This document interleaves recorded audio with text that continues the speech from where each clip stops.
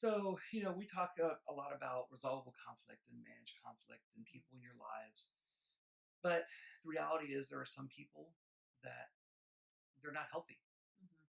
They're and they can be related. They say you can pick your friends, but you can't pick your family. That's so often true. And we have met with so many people. I've talked to so many guys. I've met with so many women, and we've talked to couples as a whole.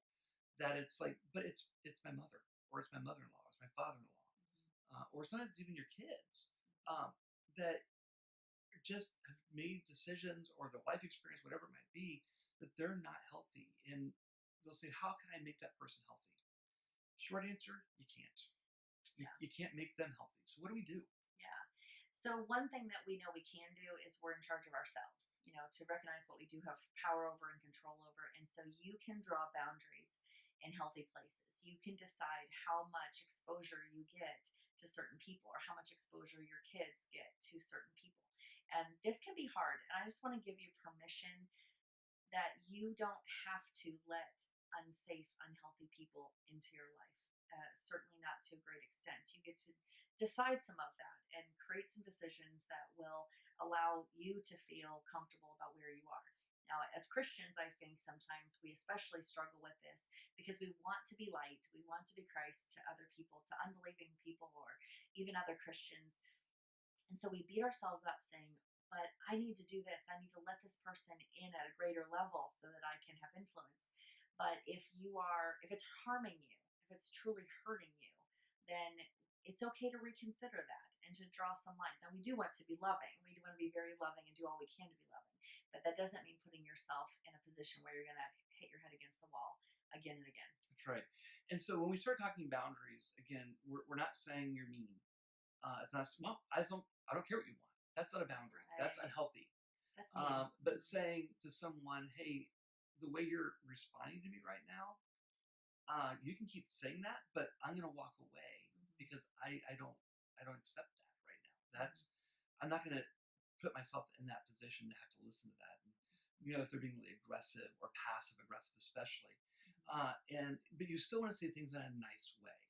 Yeah. But you are, as Abigail said, responsible for yourself. Mhm. And when we start talking uh, in Christendom, it can seem like, whoa, this is a little harsh.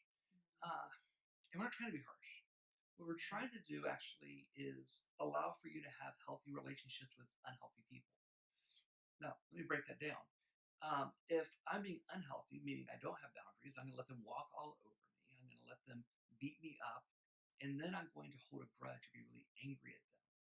That's not godly. Mhm. That's not pursuing It's not what the freedom Spirit wants. There's either. no freedom. And now this Mhm. person has this hold over you. Right. Instead, making the decision, I want to be loving, but I'm not going to accept them not being loving back to a certain extent, Mhm. means that you are still showing love. Mhm. And it seems a little weird maybe for some people, especially if you never had boundaries. Yeah. But it's a really big deal to say, this is my box that I'm in. I keep the good stuff in, and we need to put the bad stuff out. Cloud and Townsend talk about this in their book Boundaries, and it Mhm. is an amazing book. If you've not read it, this is an area you struggle with. Another one that they wrote is Unsafe People, Safe or people. excuse me, Safe People, talking about safe and unsafe people. Mhm. And these are great reads because they'll help you process what do you need to do, Mhm. and what makes someone unhealthy. Just someone disagreeing with you doesn't mean they're unhealthy. Someone tearing you down on a continual basis, that means you're unhealthy. Mhm. So I want to give freedom for you to possibly need to grieve because it might be that you haven't accepted yet that you have an unsafe person in your family or in your life. And Especially with the parent. I know it's sad. It's really sad. Limiting time with parents or Mhm. grandparents with your kids can be really difficult. Yes, yes. There might be someone that you really care about, that you really love, that you need to draw extra boundaries on right now. And that is sad. And it is okay to grieve that, to cry about that, to go seek counsel or to seek a coach about that. Because it's hard. It is Mm-hmm. heart wrenching to not have the relationship that should be, could be um, in your life and in your family's life. And that's really, really hard. So we want to acknowledge that. We want to say we see you. We hear you. We know that that's hard. And it's okay to take some time to process that and let go of it and lean into some other people about it. And so, that begins the process of forgiveness. Yes. And forgiveness, kind of like forgive and forget, or will you forgive me because I'm sorry, but I only did it because that's not real forgiveness. What we're talking about with forgiveness is you acknowledging what your contributions are, right? And maybe somebody is unsafe and you still responded poorly. Um, it's still okay to say, hey, you know what? I did this and it wasn't appropriate. And I just ask you to consider forgiving me for it. Well, but wait a second, they were mean to me. Yeah, they may have been. But you're not responsible for that. You're responsible for your peace. And if you're waiting for them to, yeah, you're right. Hey, will you forgive me for it? And they don't say it, then you're still mad at them. Then it's still about them and not you, right? Keep it So about true. you. That's what forgiveness is. It's you acknowledging you did something. And this, I'll never forget when I first really started to understand what forgiveness is. I used to think if I made Abigail mad, then I needed to ask for forgiveness, right? I've hurt her, therefore, because she's telling me she's mad, so therefore I need to forgive me. And now more and more I realize, no, if I know I've done something wrong, whether she thinks it's wrong or not, I need to seek forgiveness. Because that restoration with God and that relationship first, and then the relationship with her and acknowledging, hey, I did something that was inappropriate. In fact, yesterday I realized, right? She hadn't said anything. I don't know if she was feeling upset about it or not. In my prayer time, I'm like, hey, wow, I did something she's talked to me about, and I need to ask for forgiveness because I messed up. And it doesn't matter whether she saw it or not. But that's only half of it. Yeah, we want to distinguish the difference between forgiveness and reconciliation because they're tremendously different. And we want you to forgive and we want you to ask for forgiveness. But even when there has been forgiveness, or sometimes even someone doesn't acknowledge that they did something wrong, no matter what, it doesn't always mean that you're going to be fully reconciled with that person, because reconciliation means that the relationship is restored and that you're going to go on stronger than ever and marry on your way. And we love it, by the way, when reconciliation happens. There's been reconciliation in our lives with each other and with other people, and that is precious and fabulous. But you can forgive someone who has hurt you and still instill some of those boundaries we've talked about, that they're not going to get that same place in your life anymore. They're not going to get to hear some of the things that you might confide in them. You might not be able to see them as much or in the same way.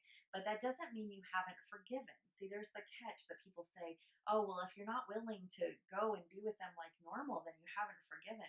And that's just not true, because you might need to put a different kind of boundary on it. Now, check your heart, because sometimes drawing unnecessary walls and boundaries does mean that we haven't fully forgiven. That's right.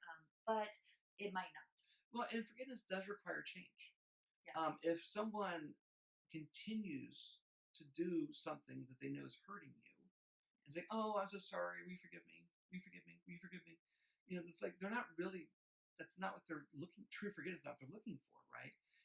And so when you're granting forgiveness, it's okay to say, "I do forgive you, but we do need to talk about you not doing this anymore." And if they're like, "I'm going to keep doing it," what are you talking about? You're not in charge of me. Well, they didn't ask for forgiveness. What they really just want to do is reconcile without the forgiveness. And because, in Christian world, we talk about, we turn from sin. You don't keep embracing it. In fact, I love the Apostle Paul. He writes in Romans 6, should we go on sinning that grace may abound? He says in 6:2, no, don't let it be. We shouldn't keep on doing the same things that are wrong. And that's true in our relationships with each other. But if that person continues to do it, you can forgive.